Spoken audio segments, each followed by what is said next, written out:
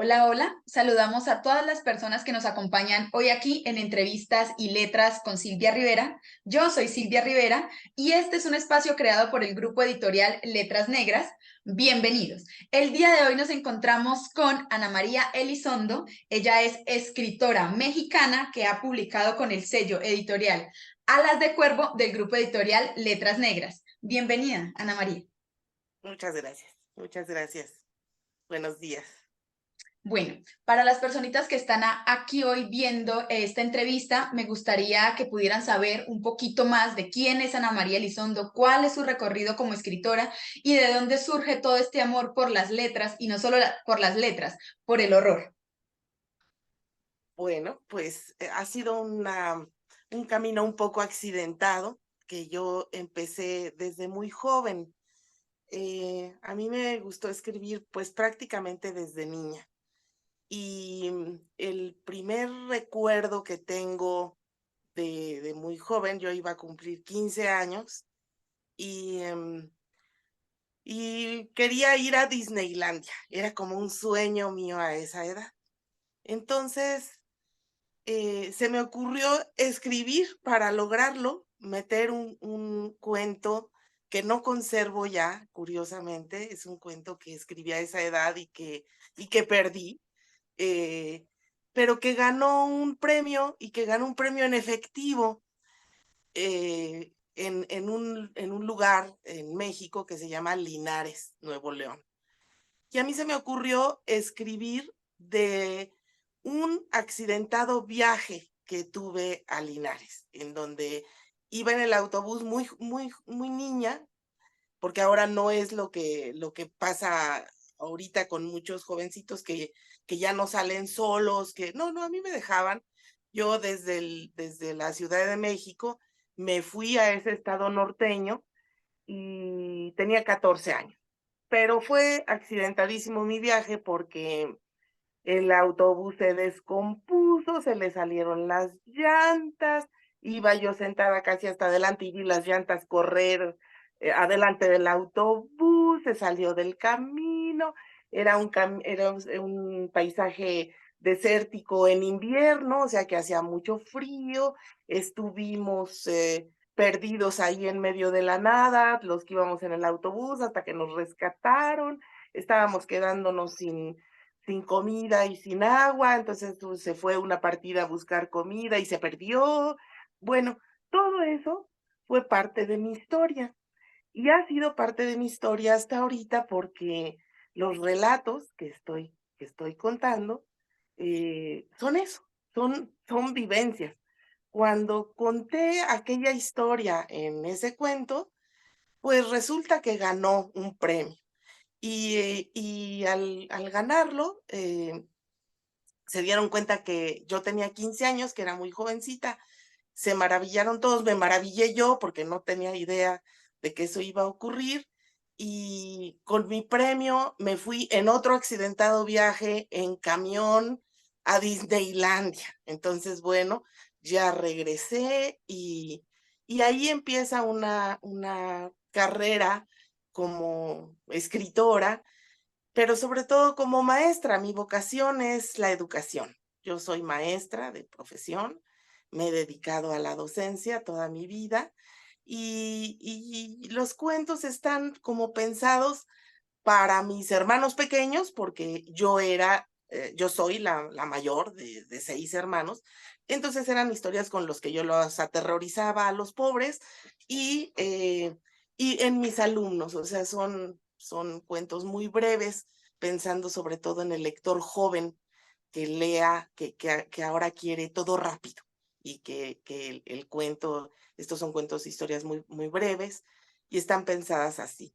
Entonces, pues esa es en general la trayectoria de mi vida. Yo me especialicé en educación, me especialicé en psicología educativa, en terapia, o sea, la historia lo refleja también. Y heme aquí contigo, joven lectora, joven entrevistadora, que pues finalmente a través de este camino accidentado he llegado hasta acá.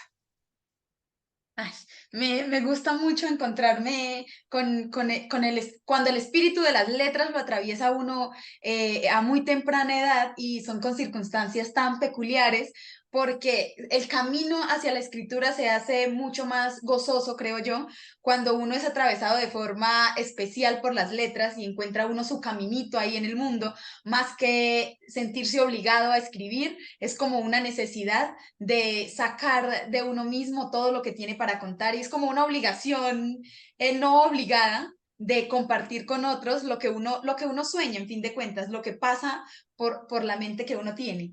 Y me encanta Ay, aquí encontrarme a una educadora, a una profe, a una maestra, porque yo siento que es precisamente ahí en ese espacio del sistema educativo en donde le atrofian a uno un poco el gusto por la lectura, en donde con lecturas muy difíciles para jóvenes, muy jóvenes, hacen que uno pierda muchísimo del interés por la lectura y encontrar una maestra que sabe que su vocación es ser maestra, pero que acompaña esta vocación siendo literata y escribiendo historias. Que lleguen precisamente a esa juventud que le interesa, me da muchísimas esperanzas para la literatura, porque siempre uno está como en ese limbo de decir, tengo muchos deseos de dedicarme a esto, de consagrarme como escritora, pero uno siente que los lectores cada vez son más pocos y que dentro del sistema educativo no están apoyando a que los jóvenes se conviertan en lectores. Entonces, me da la esperanza de que en algún lugar de México hay una persona que está haciendo su tarea y está tratando de que ese amor por la literatura en los espacios de los más jóvenes se avive. Y creo que Los Consultantes sí es un muy buen libro como para llegarle a la juventud, porque las historias son breves, son frescas, pasas de una a otra, los temas son muy variados, aunque en el total de la obra uno puede encontrar algunos temas que se van hilando y van construyendo, digamos, un pensamiento general de la autora cuando escribe. Las historias son diferentes entre ellas y están narradas de forma diferente. Entonces, yo quiero ya dar paso a lo que vine yo aquí a que hablemos un poquito más de dónde surge la idea de escribir Los Consultantes, de dónde salen las historias, no de dónde salen porque ya precisamente me dices que son experiencias que vas acumulando y vemos que es una terapeuta quien decide escribir las historias de sus pacientes para post-mortem, publicarlas, pero yo quiero saber cómo es la construcción de Los Consultantes, qué hay de ahí detrás, cuál fue tu proceso, siendo educadora, que el trabajo de los profes es muy difícil, es llevar trabajo a la casa, es que siempre estén haciendo clases, siempre están ocupados los profes, entonces sacar tiempo en medio de una profesión tan demandante física y emocionalmente me parece ya en sí mismo un acto revolucionario. fíjate que me estás describiendo como una experta. Efectivamente, entre la docencia, el trabajo en casa, eh, eh, casi no te queda tiempo. Tienes que encontrarlo donde hay, tienes que hacerte espacios. Entonces, bueno, ¿cómo surge esta obra? Pues en mi caso surge de un hecho muy doloroso, que es la muerte de mi mamá. Mi mamá fallece justo antes de que empiece la pandemia. Entonces, cuando esto sucede, bueno, la pandemia fue terrible, ¿no? Personalmente, pues, somos sobrevivientes. Yo llegué a perder seres muy amados en la pandemia, pero además laboralmente tenías que rehacerte, no estábamos hechos para la educación virtual, fue muy difícil, estabas en una vorágine, rodando ahí. Y además yo, al perder a mi amada mamá, me sentía como una especie de astronauta, como si fueras en el espacio de estos astronautas que se bajan de la nave, se quedan con una cuerda atados a la nave nodriza y de repente, ¡pum!, se corta esa cuerda.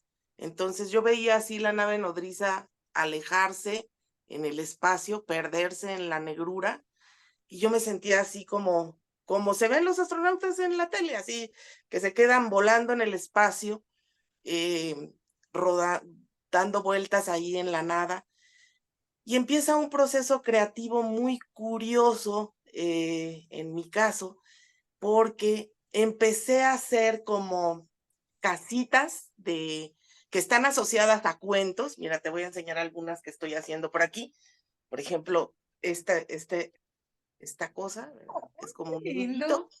Esta cosa que es como una casa hobbit.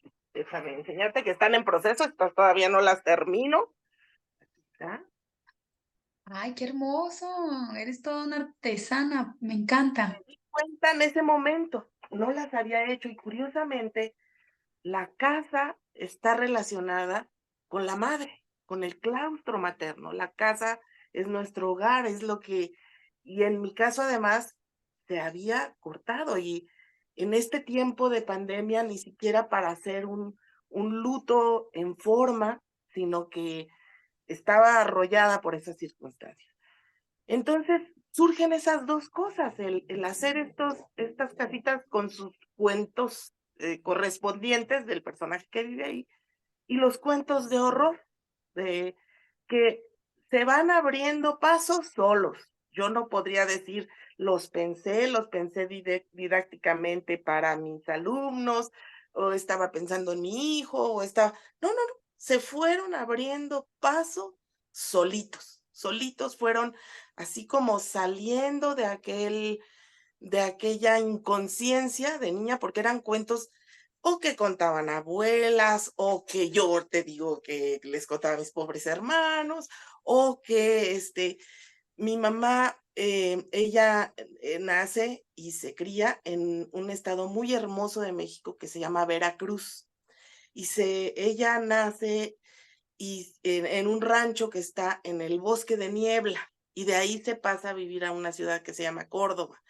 Entonces, todo ese folclore, em, y de historias y de cuentos veracruzanos están reflejados ahí en los consultantes, que precisamente son figuras que están contándonos desde el más allá sus historias que recupera esta terapeuta fantasmagórica que finalmente creo que me acaba reflejando, ¿verdad? En donde está tratando esas historias de esos muertos que ya se fueron y que vivieron en algún momento. Entonces, en este caso, ese es el proceso creativo. Está asociado al claustro materno, está asociado al miedo, al terror de sentirte sola volando en el espacio, hasta que te das cuenta que eres la nueva nave nodriza, que heredas esa estafeta que te pasa aquella nave nodriza que se fue y que entonces tú empiezas a trabajar en eso. Porque además te platico que las casitas estas con los cuentos, este, curiosamente, son lámparas, tienen luz.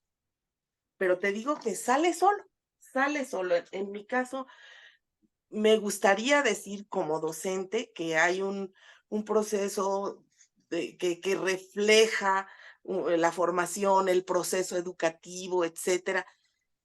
Pero en mi caso, la realidad es que ya dio una vuelta, yo me hiciste recordar ahorita que tuve muy malos maestros, pero muy buenos también. Tuve una maestra excelente en secundaria, su vida era la escritura y que lo transmitió.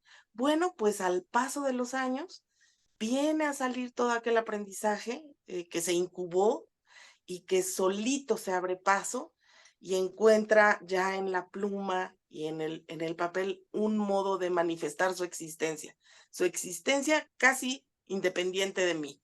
O sea, sale, se manifiesta, existe y va. Así fue este proceso creativo. Ay, me encanta porque has dicho un montón de cosas y todas me encantaron. Número uno, yo creo genuinamente que cuando se es docente, he tenido la experiencia de conocer a muchos docentes que también han empezado su paso por la literatura y si hay algo que les sucede es que si bien no esperan que su literatura esté atravesada por la pedagogía o por su quehacer, son docentes. Son personas cuya profesión está tan interiorizada que de alguna forma sale en la forma en la que escriben y cómo lo hacen, porque sus percepciones son de personas que están acostumbradas a entender el mundo de la docencia y de la enseñanza. Y no, yo siento que no hay necesidad de hacer un proceso consciente, pero ahí se ve reflejado en la forma en la que escriben y escriben, siento yo, atravesados por la necesidad de llegar a las personas que son más cercanas a ellos, que están ahí en su círculo y siempre están rodeados de adolescentes, de jóvenes, de niños.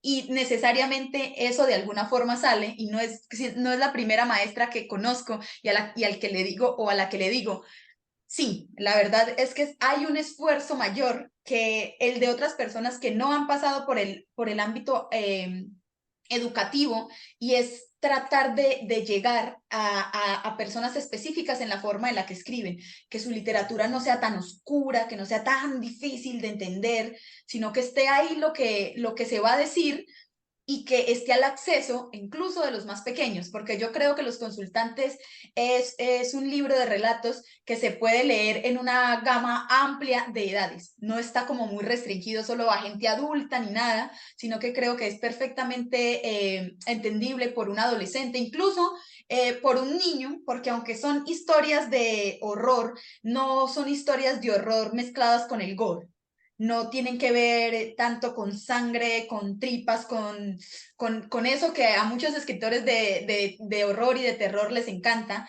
sino que está atravesado más bien como por este miedillo de las cosas que habitan esta tierra, que están ahí y que de vez en cuando nos tocan en la vida y la transforman de alguna forma. Y este es el segundo punto que encuentro. Me cuentas que este libro sale de alguna forma como consecuencia de la muerte de tu mamá y siento que sí puedo verlo a lo largo de los relatos. Puedo verlo en el hecho de que muchos están atravesados por estas figuras que acompañan la vida de la gente desde la distancia. No, no son malignos, pero están ahí y acompañan de una forma perturbadora y ayudan a que los personajes pasen de un momento, uno puede ser de soledad, de angustia, a un segundo momento o de paz o de distanciamiento o de introspección, pero su papel es ese, su papel es estar y acompañar desde la sombra. Aunque son aterradores, muchos de ellos simplemente los percibe uno como una energía hermosa que está ahí. Que Así creo es. que hay uno que trata de que me acuerdo de que su acompañante es la silenciosa, que es una ancianita que habita en esta casa, que este arquitecto remodela, que hereda de su madrina, y que está ahí, y que es una historia aterradora, porque uno se imagina viviendo en una casa en donde habita esta entidad, pero es una entidad como muy noble. Es una entidad que no hizo nada más que habitar el espacio que probablemente siempre habitó y estar en él. Y eso es lo que me parece muy bello de estas historias, porque no se muestra el terror como algo maligno, del todo. No todas son entidades malignas, sino que simplemente son entidades acompañantes, cosas que viven aquí y que tenemos que aprender a saber que están ahí en la oscuridad. Que cuando volteamos y volteamos a ver esa sombra que nos persigue, tal vez es algo que nos ha acompañado siempre y que algunas veces vemos y algunas veces pasan desapercibidas.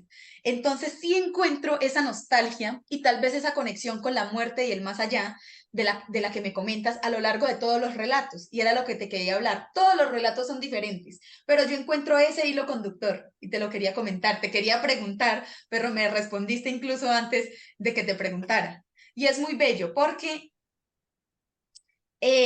yo como persona que escribe, siento que necesito para poder que mis historias me conecten, que me atraviesen de esa forma, que me atraviese la energía de la historia para que no sea algo que esté puesto como sobre la nada, algo que yo me invento y que no está atravesado por mis emociones, por eso que me hace humana y que tal vez conecte al que está del otro lado, porque precisamente revela cosas de mí que yo ni siquiera sabía que existían, porque como tú dices, la literatura es algo que se le escapa a uno de las manos. Cuando usted construye un universo, ese universo ya tiene vida propia, ya tiene sus propias reglas, ya existe para él y por él, y uno se convierte como en simple espectador y también está obligado simplemente a continuar su historia desde el enajenamiento. Ya no es mía, yo la engendré, pero como los hijos, las historias crecen y se van y lo Así dejan a es. usted. Ajá.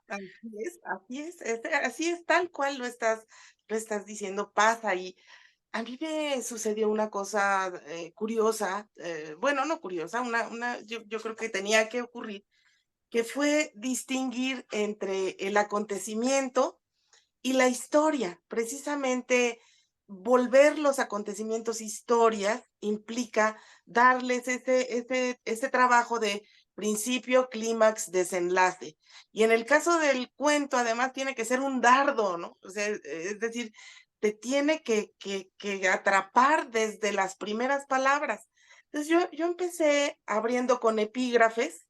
Cada cuento tiene uno, viene el título y luego viene un epígrafe que lo que pretende es agarrarte así, zarandearte y quitarte las telarañas y decirte ahí, a ver qué pasa.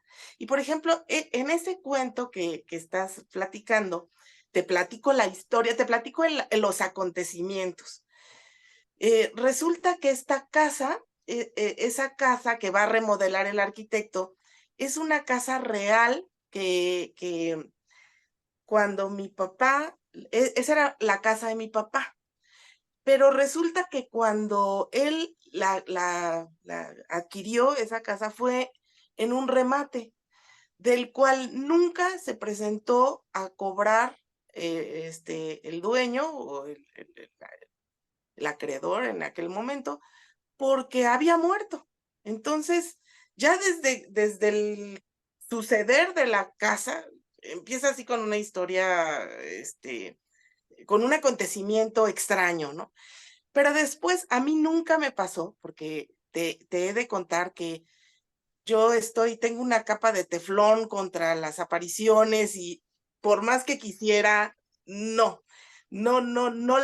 si soy honesta, les encuentro una historia detrás, una relación causal, porque además mi papá se encargó de vacunarme contra los fanatismos. Entonces, bueno, pues si no, la busco, ¿verdad?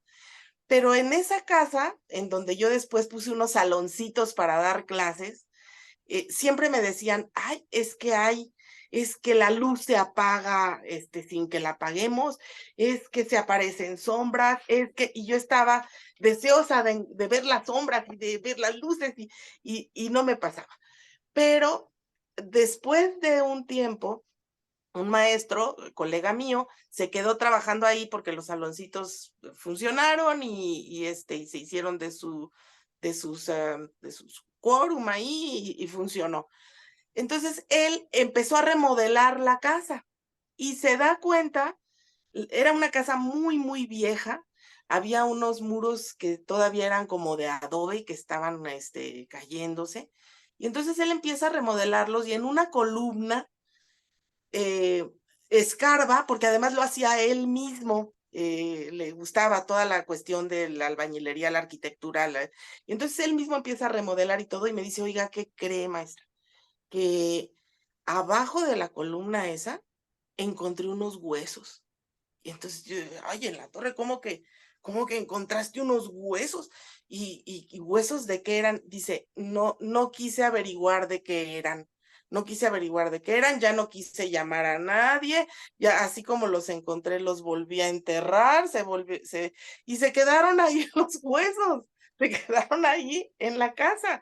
Entonces, bueno, todos esos son acontecimientos. Eh, ¿Cómo?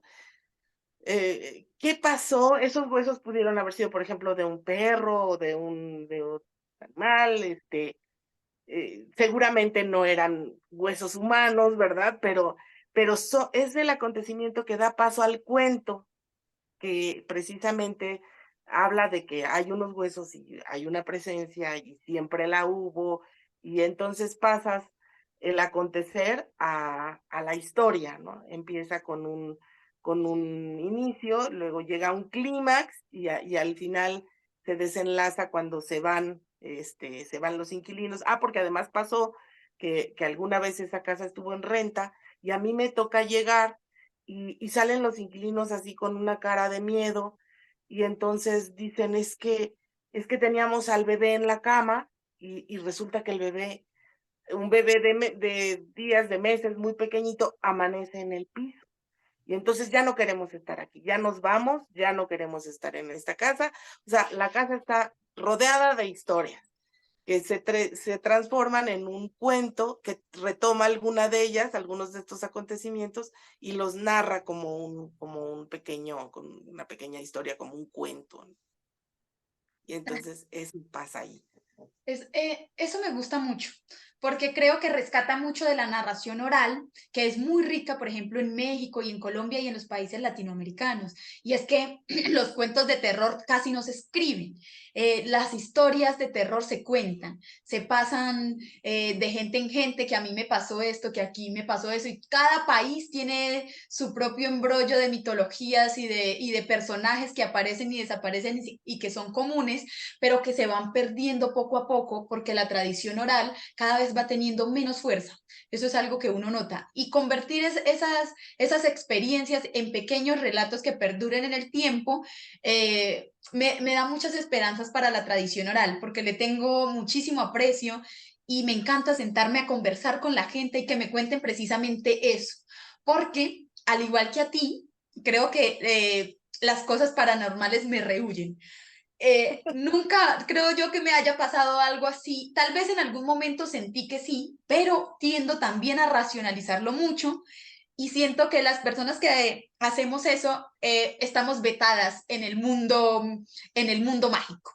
No tenemos derecho a entrar ahí, no se nos presentan, no nos hablan, no nos conversan las entidades que están más allá, precisamente porque estamos en una lucha entre el deseo porque nos suceda, pero la necesidad de racionalizar lo que sucede y de entenderlo como algo cotidiano y no darle el merecido título de me pasó algo paranormal, a mí me asustaron, me espantaron. Mucha gente llega y dice, a mí toda la vida me han espantado, ¿sí? Entonces, creo que no, pero a diferencia de esas personas, tenemos la disposición de convertir esos relatos que nos llegan en historias y eso también es un valor agregado que existe, porque muchas veces quienes hacen la tradición oral no necesariamente son quien convierte esa tradición oral en relatos que perduren. Entonces corren el riesgo de que con el tiempo se pierdan. Entonces, si bien uno no tiene acceso a ese mundo, por lo menos está aportando a que la tradición oral continúe y que a través de estos relatos se pueda ir hablando un poquito de esas energías que rodean a muchas personas. Y hay muchas personas que tienen esa capacidad energética mucho más evolucionada que otros y están todo el tiempo siendo tocadas por esas energías. Y a mí me parece un mundo muy misterioso y muy disfrutable, porque soy una persona muy fraternal y muy conversadora, y ahí hay una riqueza para uno conversar con la gente buenísima. Entonces, no te sientas mal, habemos otras personas por aquí en la vida deseosas de entrar a este mundo y se nos niega. Entonces, no pasa nada. Ahora sí, yo quería que entráramos de lleno. Yo acá señalé algunas de las historias que más me gustaron, ¿cierto? Todas son muy interesantes, pero uno siempre se conecta más con algunas que con otras precisamente por sus propias experiencias y por todo lo que uno ya trae como lector. El escritor se encarga de crear las historias, pero como lectores las llenamos con nuestras propias experiencias y nos sentimos o no identificados con ellas, dependiendo de cómo ha sido nuestro recorrido de vida. Entonces, yo quería que habláramos primero, a veces hay algunas que no sé si se pronuncian como las pronuncié los títulos, por ejemplo está la de Bahía,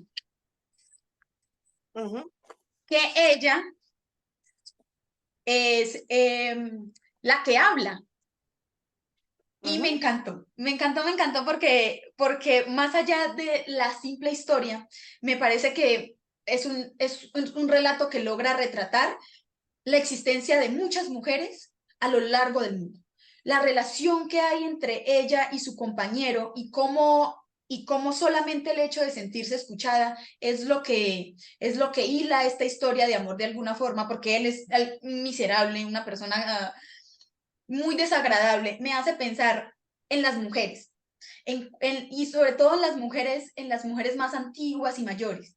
que se casaban con hombres muy adultos y ellas siendo muy pequeñas y vivían una vida muy miserable pegada de cosas muy simples. En el caso de Vaya, ella está anclada al solo hecho de que es una gran oradora y que encuentra en él alguien que la escuche. Aunque yo no creo que, yo creo que nunca la escuchó. No, En nunca la realidad siento escuché. que ella habló para ella misma y disfrutó de su compañía, simplemente con el cuerpo de este otro que estuvo ahí. Y cuando muere, aún así conserva ese deseo de no olvidarlo y de seguir conversando con él, hasta que se encuentra con el punto de quiebre. El Con punto el de quiebre engaño. es, he llevado una vida difícil, de trabajo duro, y he pasado tantas necesidades, aún sabiendo que este otro ha conservado todo lo que hemos ahorrado aquí y hasta el día de su muerte me tuvo en medio de la miseria. Y decide negarle la palabra. El final es bellísimo, bellísimo porque en el diálogo con el otro está el sentido de la vida, en el conversar al otro y el acto más revolucionario que es ya la venganza más profunda y más sanadora que puede tener es decidir matarlo en la muerte, básicamente. La muerte, Ah, exacto. entonces yo quiero que me hables de este relato porque yo creo que fue mi favorito entre los favoritos porque me siento identificada con Vaya. Yo digo, yo soy esa persona que es muy, muy, muy amante a conversar y que a veces sí, en el silencio de los otros encuentro un espacio para ser, pero soy solo yo porque el otro no está tan interesado en lo que digo, pero no me importa. Pero también he tenido ese punto de quiebre. Entonces es como que el hilo conductor de la historia puede resumir la vida de muchas mujeres en un relato súper corto. Entonces ya Sí, no, yo ya no hablo más, quiero escuchar tú de dónde pues surge la historia de la este personaje. historia que está detrás de Vaya es la historia de una pareja, de una mujer amiga de mi bisabuela. Ella se casa con él, ella tenía 15 años y él tenía 42. Entonces, cuando se casa, ella era servidumbre en la casa de él, que era una casa muy rica, y se casa, le pide casarse porque esta Valla tenía, y en realidad son las siglas de su nombre. Ella se llama Beatriz. Betty tenía mucho carácter, siempre tuvo mucho carácter, obviamente lo sobrevive hasta que crea bisnietos y tataranietos. Entonces, nos contaba esa historia de que ella, efectivamente lucharon mucho porque cuando se casa él con ella, deja todo y empiezan una vida nueva con los recursos que él traía, pero con el trabajo que ella aportaba. Y efectivamente, pues la trata mal durante toda la vida, era una niña, era una situación abusiva, era un maltrato al que ella está habituada a vivir y habituada a salvar y habituada a seguir adelante y a criar a sus hijos, que tuvo muchísimos y luego muchos nietos y sigue su vida. Pero cuando llega a esta parte a donde él se enferma, no tienen que pagar los servicios del hospital y entonces él no les dice que tiene dinero. Ella se acuerda que ha ahorrado mucho, que han ahorrado toda su vida y él le dice, ya no lo tengo, ese dinero ya no lo tengo, se gastó. Entonces ellos tienen que hacer magia para pagar el hospital, para salir, y él se va, finalmente muere. Después de todo eso, finalmente muere. Y entonces ella efectivamente lo vive con él, pues era su vida, era su, alrededor de lo cual giraba la vida de ella y sigue girando. Y entonces esta no es una historia del fantasma, no es una historia del que murió, no es una historia de terror, sino que efectivamente es una historia de amor y desamor porque ella habla con él y hablaba con él todos los días, ella como si estuviera presente. Tú podías llegar y ver que ella estaba hablando con alguien que estaba sentado enfrente de ella. y hablaba y le contaba chistes y le contaba qué pasó a lo largo del día. Ya era muy viejita y seguía hablando con él hasta que en este arreglo de la casa se encuentra las revistas y ve que entre las revistas estaban billetes que para ese entonces ya ni siquiera tenían valor, ya no servían, pero hubieran servido cuando él estaba enfermo, y ellos tuvieron que pasarla muy duro para ayudarlo, ¿no? Entonces se da cuenta finalmente que todo el tiempo estuvo haciéndola sufrir, todo el tiempo tenía que estar manipulándola, todo el tiempo tenía que estar engañándola y efectivamente acaba con él, acaba con ese personaje. ¿Cómo podía acabar con ese personaje? Esta mujer tradicional que no estaba habituada a hablar mal de su esposo ante sus hijos o ante sus nietos, pues acaba con él negándole la palabra. Y entonces sí, lo convierte en un muerto en muerte. No fue un muerto en vida, porque en vida todo el tiempo abusó de ella y logró vivir, pero fue un muerto en muerte, porque ella dejó de hablarle cuando se enteró de aquello. Entonces, esta es la historia que está detrás del personaje de Vaya, una historia que aún después de la muerte del compañero, permite la liberación de ella y le permite liberarse a través de un acto consciente de te dejo de hablar. Ahora sí, te fuiste, ya, te acabaste ya. Esa es la historia de Bai. Y siendo honesta, la historia no cuenta esto, pero uno logra percibirlo. Se logra entender perfectamente. Incluso yo dije, esta siento yo que es una relación de una persona mayor que en su juventud se tuvo que casar con alguien adulto, se percibe perfectamente a lo largo de, y es un respiro tan liberador encontrarse estas historias porque tú piensas, qué bueno que incluso en el último momento, ya siendo muy mayor, logró liberarse de ese hombre, porque siento que se siente en el personaje como esa esclavitud, de alguna forma, que lo único que la ataba ahí era poder conversar, y esa conversación era desde el hecho de que el compañero con el que compartía su vida no le prestaba atención. Y eso suele suceder mucho en las relaciones de pareja. A los hombres no les interesa escuchar lo que tenemos para decirles. Y ha pasado por mucho tiempo y hemos tenido que aprender o a callar o a mover los hilos por debajo y a hilar porque la voz de las mujeres no tiene fuerza.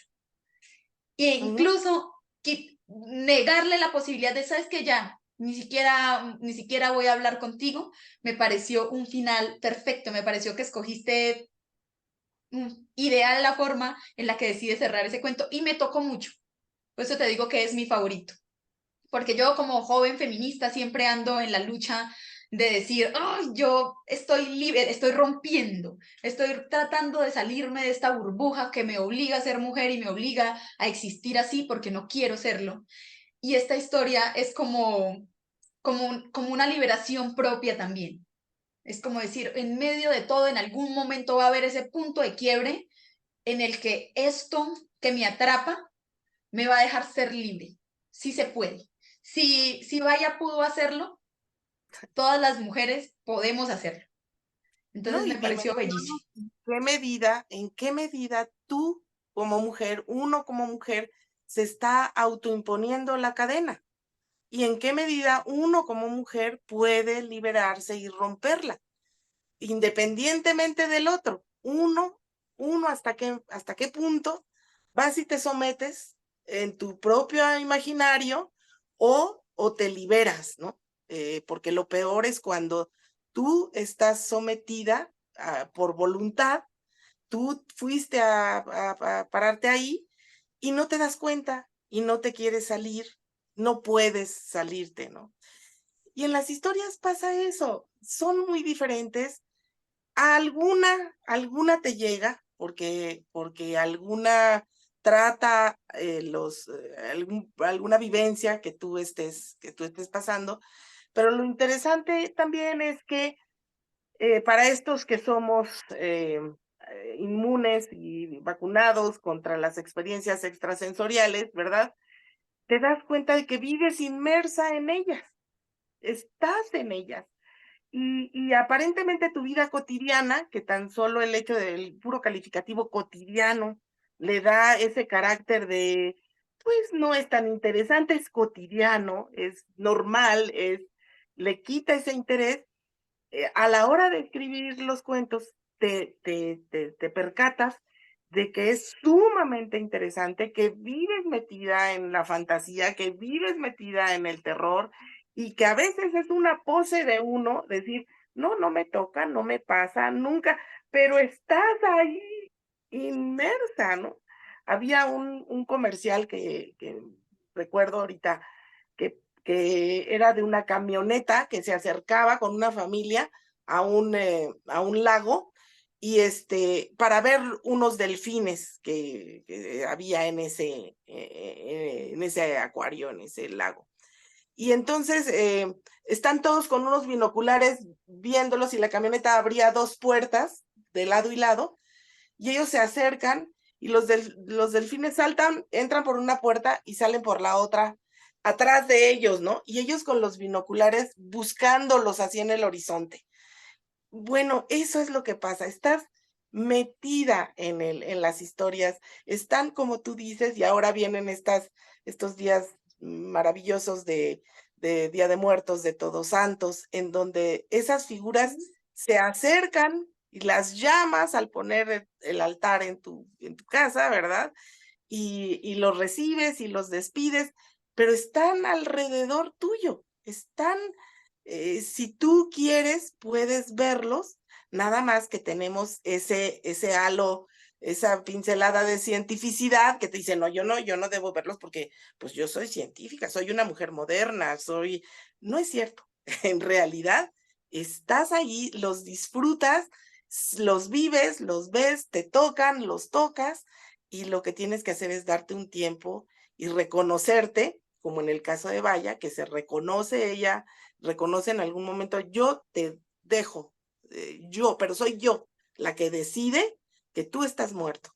Soy yo la que decidía que tú estabas vivo, aún en tu vida o en tu muerte, ¿no? Entonces, lo mismo pasa con estas historias. Soy yo la que decide verlas o no verlas, creer o no creer, contar mi vida en función de ellas o decidir que no existen y que no me pasan, ¿no? Sí, es totalmente cierto, porque eso tiene de bonito este libro, y es que es el horror de lo cotidiano. La existencia es horrorosa, tiene gran parte de horror y todos tenemos que atravesar por ella porque enfrentarse a la existencia es enfrentarse al horror de que estar vivo, estar consciente y vivir la vida es horroroso, pero también tiene su lado bello, pero siento que la mayoría del tiempo estamos inmersos en tratar de encontrar la belleza, lo bueno, y el horror también tiene su magia. Lo horrible de la vida también es encantador y deberíamos disfrutarlo de forma más equilibrada. No deberíamos poner el horror por encima de lo bello o viceversa, sino que deberían ir en un equilibrio que nos permita precisamente disfrutar de ambos lados de la existencia, porque en fin de cuentas es dual, digámoslo, como para cerrar.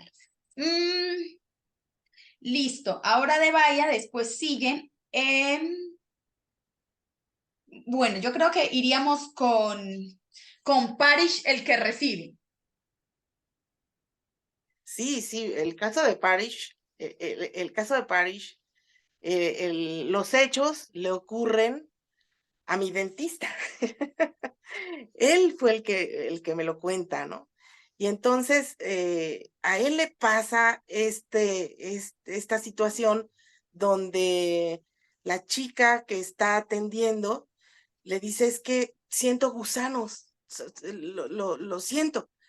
Y la acerca, la lleva el novio y le dice, pues vela, atiéndela, ¿no? Y ella le dice, es que los gusanos son gusanitos chiquitos que salen de mis encías, pero que cuando yo abro la boca y entra la luz, se esconden. Entonces, cuando el dentista se acerca, no puede verlos, no puede verlos porque está ya con la luz y él ya no puede verlos. Y él dice, bueno, atiéndela. O sea, esta chica trae un problema emocional, trae un problema mental, atiéndela, no la dejes así. Pero curiosamente es otra situación de abuso, donde el personaje, no le importa, vuelve a ser un masculino que no le importa lo que pase siempre y cuando pues él la disfrute, ¿no? Entonces, bueno, la lleva para que la atiendan porque es parte de, me vas a pagar y vas a quedar bien conmigo y voy a estar bien y al final no me importa tu vida. Ahí es el sumamente egoísta y que decide, pues no hacer nada en el momento determinado. Entonces, la historia te narra ese horror, el horror de la chica que está sintiendo esta situación y el horror de verse utilizada por este personaje que finalmente eh, la desconsidera su vida, sus sentimientos en aras de un goce personal, de un placer sexual momentáneo que se va a acabar cuando ella se va. Y la historia te trata esto, que es otra historia lamentablemente real. No, y me encanta el final, porque al final, cuando ella muere, cuando ella se avienta de esta ventana y muere, y él dice, Me he librado de la responsabilidad de este ser", viene el karma. Me encantan que los cuentos que haces están diseñados como fábulas de alguna forma, porque al final hay una moraleja. No en todos, pero en muchos encuentras esa posibilidad de tener una reflexión directa con, ¿sabes qué? Las cosas malas que hago me regresan y en este caso es muy específico porque él empieza a sentir después de la muerte de ella que él tiene los gusanos. Y Exactamente. es poético ese Este, final porque es como lo mínimo que le podía tocar a este personaje tan cruel que permite que esta chica llegue al borde de no soportar la vida y morir y piensa que va a salir bien librado, pero entonces ya tenemos la posibilidad de verlo cargando el karma y cargando todo el sufrimiento que ella venía llevando. Entonces es un cierre satisfactorio. Yo creo que como lectores nos gusta eso. Sí, sí, sí, tú lo has dicho, como lectores nos gusta porque es una especie de, bueno, hay justicia en la vida, ¿no? O sea, sí te rebota lo que haces bien o lo que haces mal. Y muchas veces sabemos que eso es más bien un deseo. Ojalá, de veras, te rebotara y ojalá, pero hay muchas situaciones que no, donde no hay justicia, donde el lampón y el malandro se sale con la suya y no pasa nada, y sigue y va por otra y va por otra y al fin se muere y se va. Entonces dices, bueno, las historias lo que te permiten es eso, decir, ¡ay, que le pase y que le salgan todos los gusanos porque la dejó sola y la dejó sufrir y permitió que ella muriera, ¿no? Y le pasa, en la historia le pasa. Entonces sí se hace ese tratamiento circular un poco apelando a la justicia, ¿no? Y eso es muy agradable porque estamos en un momento literario en el que los escritores se niegan a darle un cierre satisfactorio al lector. Los lectores vamos todos enfocados y al final lo dejan a uno en una maraña de incertidumbre, la mayoría de las historias, con finales abiertos o con finales mordaces de decir la vida no es justa, la vida es horrible y tienes que aceptar que las cosas no pasan como uno las idealiza.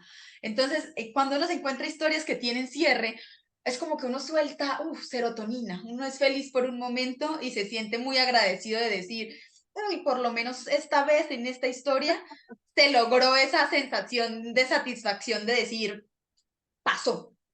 Te pasó. Ujú. Sí, sí, tal vez esos autores que te dejan a ti el cierre son más respetuosos con tu posibilidad de hacerlo, ¿verdad? Tal vez estas no. Pero bueno, tú mencionaste hace rato una palabra que a mí me encanta, que es la palabra equilibrio.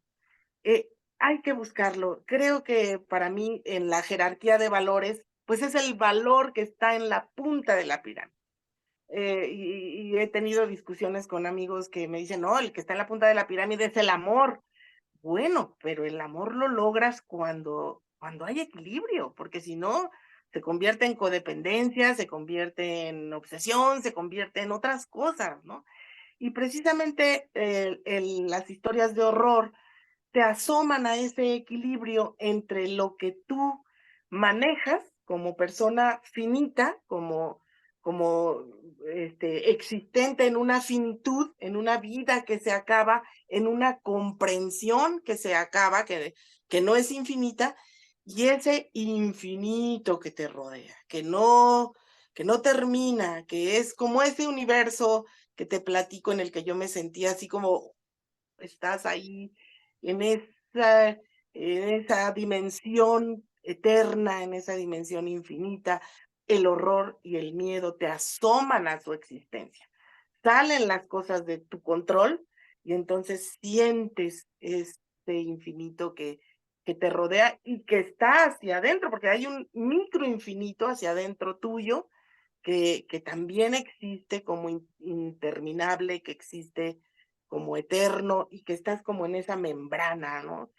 Equilibrando, como bien decías, buscando el equilibrio entre aquello que comprendo, que manejo, que controlo y aquello en donde estoy inmersa que no ni siquiera tengo la posibilidad de comprender, ¿verdad? Ujú. Bueno, y para contrastar con esta historia, ¿cierto? Que tuvo un final satisfactorio, la siguiente historia, por el contrario, tiene un final que te deja un sinsabor, y es la de Sixto el que se va. Sixto, sí, Sixto es una historia muy triste que ocurre en el bosque de niebla, en donde se aparece Sixto con su camisa, ¿verdad? Que él había, y que además es otra historia dolorosa, porque él le pide a ella la camisa, pero no es para ella, no es en la relación con ellos, es en una relación que él tiene con otra amada, que no es ella. Entonces ella construye toda esa, le hace la camisa envolvente, lo envuelve con la camisa y al final se va. Y ahí sí, no hay un cierre feliz porque no es una historia de culpables, es una historia que nos pasa, ¿no? De amor y desamor, de cuando el sujeto de tu amor, pues no te corresponde. Y sin embargo, tú sientes todo ese deseo de arroparlo, de envolverlo, de protegerlo y no funciona, ¿no? No, y le niegas el amor hasta el último momento. Eso me pareció tan doloroso porque cuando va al final uno dice, no, se van a agarrar de la mano y en el más allá va a ser su momento de ¿No? justo cuando le va a agarrar la mano, fue Sí. todo. Y uno se queda Lo que, como, "Ay, me lo que te dejaste está un sí". negado, te está negado, te está negado por más que te aferres, si no es, no es. Sí, no Ujú. es, no es. Y me encantó. Me encantó porque sí, porque es la realidad, porque es la vida. Uno va por la vida amando a personas y entregándole sus tejidos, por así decirlo, ¿no? Entregándole su tejido, envolviéndolo, amándolo. Y mientras ellos aman a otros, pero yo sentí algo acá y es que siento que cuando ella le entrega la camisa, todo ese amor y toda esa dedicación que ella puso en esa camisa, ese deseo, es lo que finalmente logra traerlo de vuelta a ella de alguna forma. Yo le puse ahí como ese sentido oscuro de decir, yo estoy enamorada y le tejo a esta persona esta camisa, la hago para él, la construyo con amor, con dedicación, como ella dice, ella lo abrazaba a través, ella lo estaba atrayendo, era la manera de traerlo de vuelta, pero lo trajo de una manera muy oscura. Porque yo sentí que él iba en el carro y que cuando él se puso esa camisa, él se sintió tan calentito, tan a gusto, tan bien que se durmió y se murió. Que iba en el coso y iba tan a gusto con su camisa para su matrimonio que murió. Entonces yo dije, era ella, con todo lo que le soltó a través de esa camisa, lo trajo de vuelta, pero no llegó como ella esperaba. Y aún así, al final, ni siquiera en el final, en el momento último, cuando a ella la desborda el hecho de que él muera y se enferma del solo hecho de pensar que murió. Y en la muerte tratan de reencontrarse y la muerte les dice, ni ustedes ni aquí están hechos para estar juntos. Eso me hace pensar en cuando uno es joven, sobre todo, bueno, no, a todas las edades, y usted decide apegarse con todo el deseo que usted tiene al amor y usted está tan ciego y tan llevado que no entiende que simplemente no se puede, no es posible, y uno sigue aferrado. Y ella se aferró No, hasta último momento y la respuesta fue, no importa qué tanto te aferres a algo, si ese algo no va contigo, no va contigo. sí, no va, no hay, lo mencionabas, no hay equilibrio, no hay correspondencia, no hay amor, hay aferrarse, hay otra cosa, ¿no? Pero me gusta mucho tu interpretación joven de una feminista, se ve por estas historias que te han gustado y me recuerda cuando las contábamos en colectivo. Al contar las historias en estas tradiciones orales, te das cuenta que las historias van cambiando, se van modificando, se van deshaciendo y volviendo a hacer.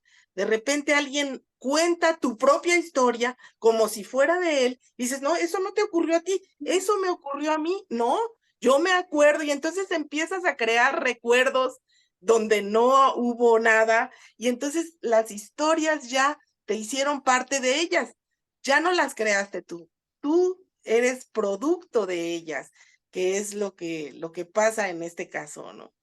Sí, En donde, pues ya, el que la escribe relata parte de su existencia y el que la lee encuentra su existencia y el que la escucha del que la lee, como en este caso, ay, mira, pues yo viví otra, la viví, la estoy volviendo a vivir de manera diferente, ¿no? Entonces sí, ya hay ese crear y recrear la historia. claro, y todo el mundo. Eso es lo bueno de las historias que surgen de la narración oral.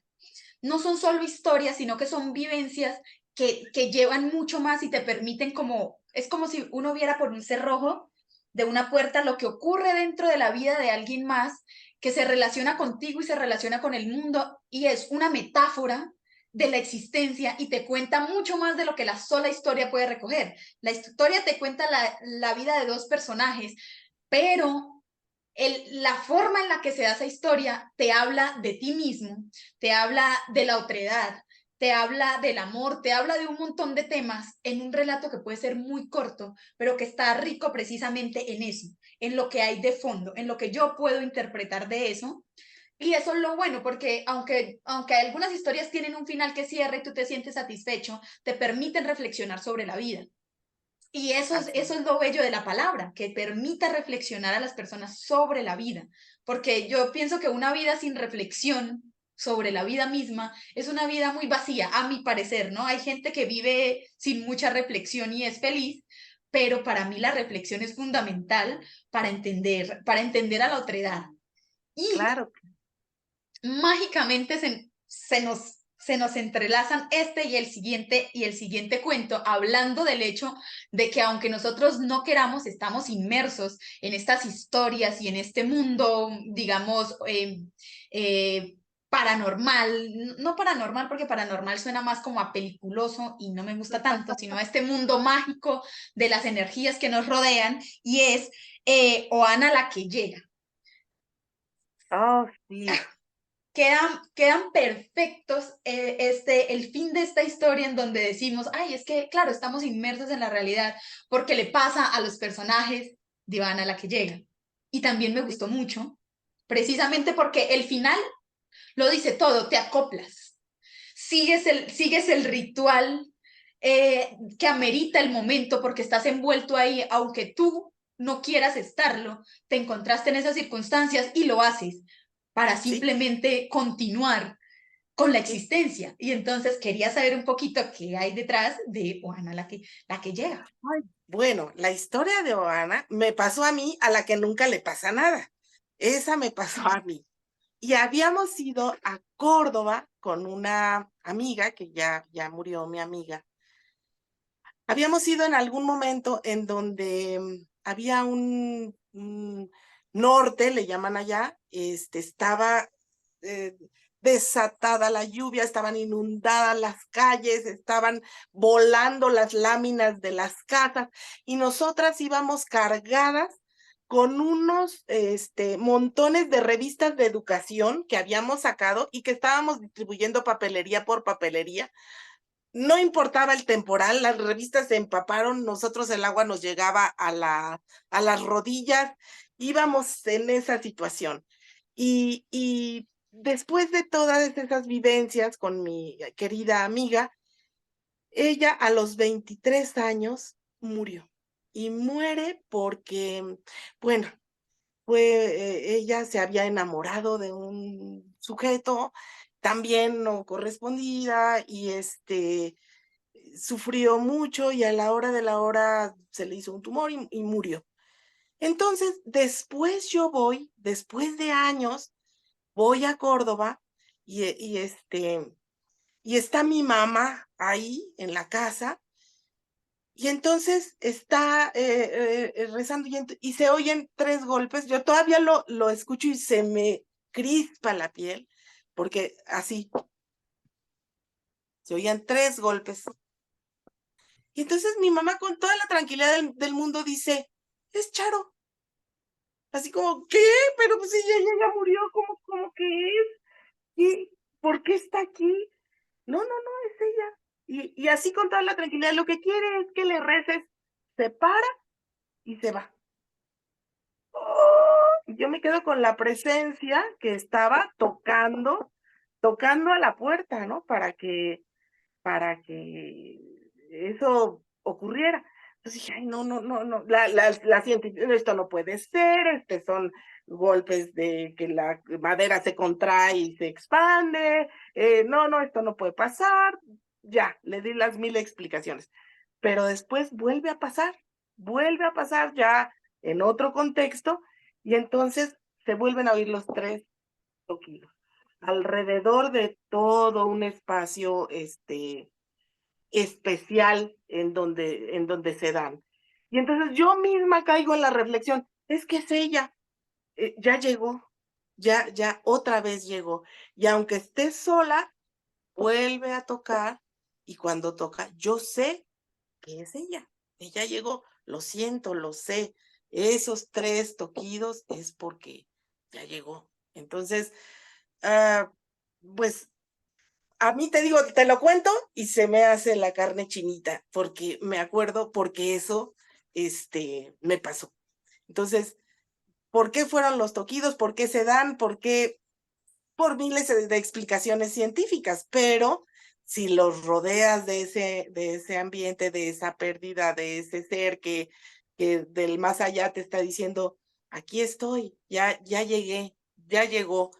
Tú sabes que cuando se dé, es eso, es que ya llegó y con la tranquilidad de alguien que te dice, ya llegó, no hay más, ¿no? Esa Ay, es la historia. que me parece muy interesante, porque para ser alguien que no la toca el velo del más allá, estás muy tocada por el velo del más allá Estoy y muy muy tocada. rodeada por personas. Y uno se rodea de la gente cuya energía es muy similar a la que uno tiene. Uno no se Ujú. rodea de gente con el que energéticamente no es compatible, porque uno atrae lo que uno es.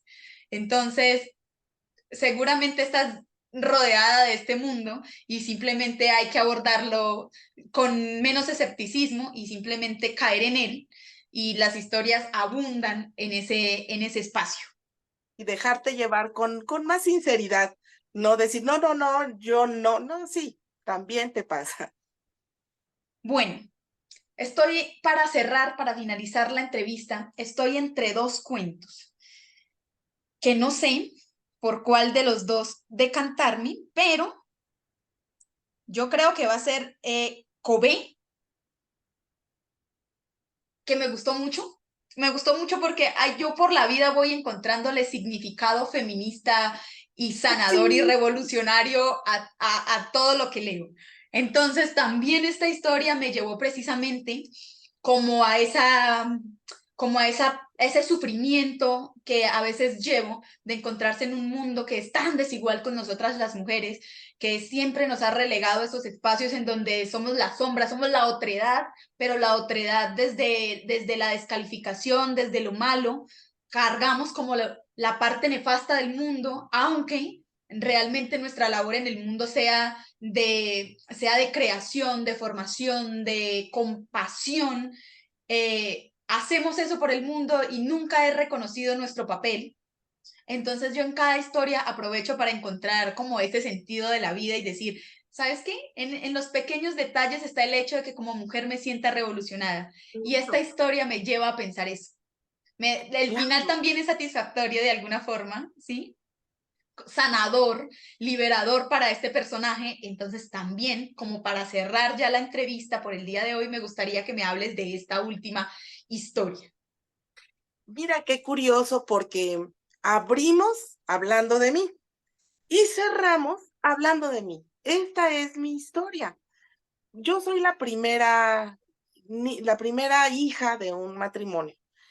Ellos se conocen fuera de la Ciudad de México, en pues en una zona donde no había tantos servicios médicos, etcétera. Cuando mi mamá se embaraza, le dice, es que van a ser gemelos, son gemelos. Mira, siéntalos aquí en tu estómago, están las dos cabecitas, le ponen el estetoscopio y entonces dice, están los dos corazoncitos, se oían los dos corazoncitos, etcétera, ¿no? Pero cuando llegan a la Ciudad de México, porque se vienen a vivir acá, y cuando yo nazco, les pasa eso que relata la historia. O sea, no es cierto que eran dos, sino que era uno. Y la explicación es que uno devora al otro. Esa es la explicación. Y la devoradora soy yo. Pero además, lo terrible es que después dicen, y el otro era niño, y el otro era niño, y nos quedaste tú. Así como, ay, o Qué sea, horrible. qué horrible, sí, nos tuvimos que conformar contigo, ¿no? Entonces dices, pues sí, sí es una historia horrorosa, que a la hora de la hora se transforma en una historia de horror, pero que detrás de todo eso, pues hay mucho dolor, hay mucho que, este, que superar, hay mucho que comprender, hay mucha metacognición sobre tu propio conocimiento, y bueno, por eso todos los personajes acabaron en el diván de Katrina, para ver si les ayuda a comprender y a comprenderse en la vida y en la muerte, ¿no? Bueno, Ana María Elizondo, me alegra que te hayas comido a tu gemelo y que estemos el día de hoy hablando de los consultantes. Para los que no conozcan el libro, Los Consultantes es una obra del grupo editorial Letras Negras. Me gustaría, Ana María, que si tú tienes redes sociales y manejas redes sociales, ¿dónde podemos conseguir el libro? ¿Cierto? ¿Cómo te podemos encontrar en tus redes sociales para las personas que están acá? ¿Qué otros proyectos tienes? Eso me interesa mucho que, entre paréntesis, antes de cerrar esto, estás trabajando en nuevos proyectos. ¿Cómo va Ana María Elizondo en su carrera como literata? Bueno, para mí ha sido muy afortunado que el libro lo publique Letras Negras. La forma de contactarme es a través de la editorial. Son un grupo de jóvenes maravillosos, muy entusiastas, que a mí me hacen, ahorita lo refrendo contigo, revisarme, verme con otros ojos y me da mucho gusto. La forma de comunicarse sería a través de la editorial. Listo. Entonces es a través de www.grupoeditorialletrasnegras.com.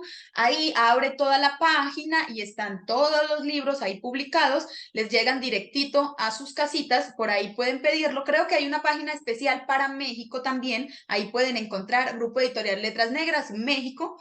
Porque este que yo les digo acá, también si entran ahí, puede ser que escriban a la página de Colombia, pero yo creo que hay una página especial para México. Para los que estén interesados, los invito a leer Ana María Elizondo. Muchísimas gracias por acompañarme hoy aquí en este espacio. Me sorprende muchísimo. He estado muy contenta con este espacio, que yo precisamente lo veo como un espacio de divulgación literaria para conocer a la gente que, al igual que yo, está tratando de hacer literatura, de que está construyéndose una carrera en este espacio. Me ha encantado mucho conocerlos, conocer a gente de otros países. Yo soy colombiana y toda mi vida he habitado acá este territorio, no he tenido la posibilidad de ir fuera del país, y este es como una pequeña apertura para conocer un poco más de otros lugares, de otros autores. Y entonces me ha encantado muchísimo conocerte. Muchísimas gracias por estar aquí. Gracias a las personas que también nos están viendo desde el otro lado de la pantalla. Yo creo que esto fue todo aquí en Entrevistas y Letras con Silvia Rivera. No olviden que este es un espacio creado por el grupo editorial Letras Negras, y no olviden nunca que bendita sea la literatura. Gracias a todos y hasta la próxima.